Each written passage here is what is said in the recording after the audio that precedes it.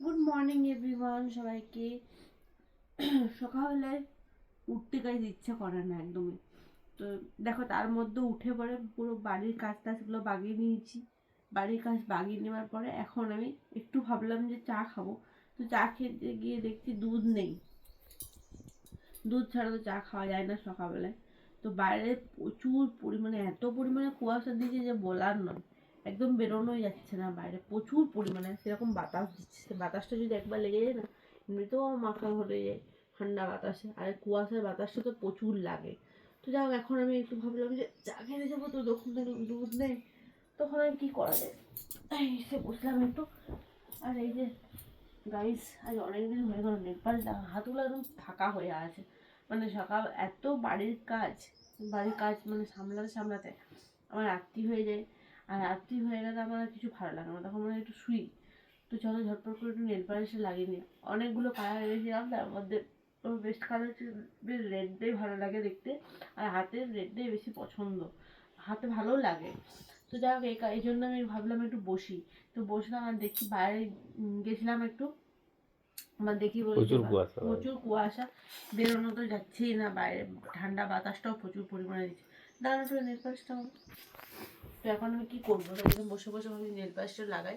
যতক্ষণ না হালকা একটু রোদ আসছে ততক্ষণ একটু বসে থাকতেই হবে, কিছু করার নেই।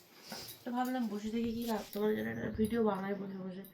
সেই কারণেই জাস্ট আজ যখন ভাবলাম আমি শ্যাম্পু করবো, তো মনে হয় না যে আমি শ্যাম্পু করতে পারবো। আজকে প্রচুর মানে বাতাস দিচ্ছে না, ঠান্ডা লেগে যাবে, একদম ঠান্ডা লেগে যাবে, নিঘা ঠান্ডা।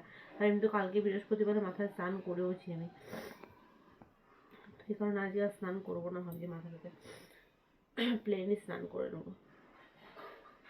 এ বাবা, এই কালারটা আমার খুব পছন্দের কালার গাইস, জানো।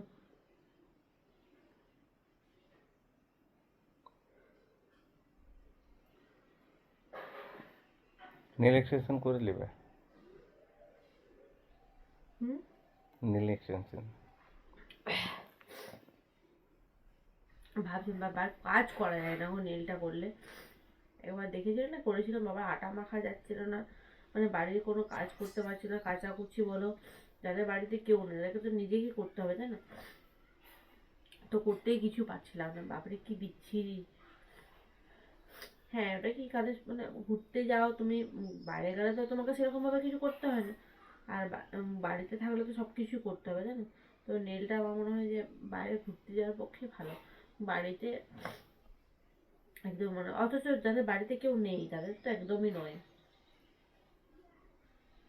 নিজের নখের আগে কোনো সুখ আছে কি? তো চলো গাইজ, এই যে কালারটা লাগিয়ে নিলাম। এর হাতে তো লাগাবো না, খাবো। এই দেখো। তো চলো, টাটা সবাইকে, গুড মর্নিং আরেকবার বললাম। আর বাড়ির কাজগুলো দেখি।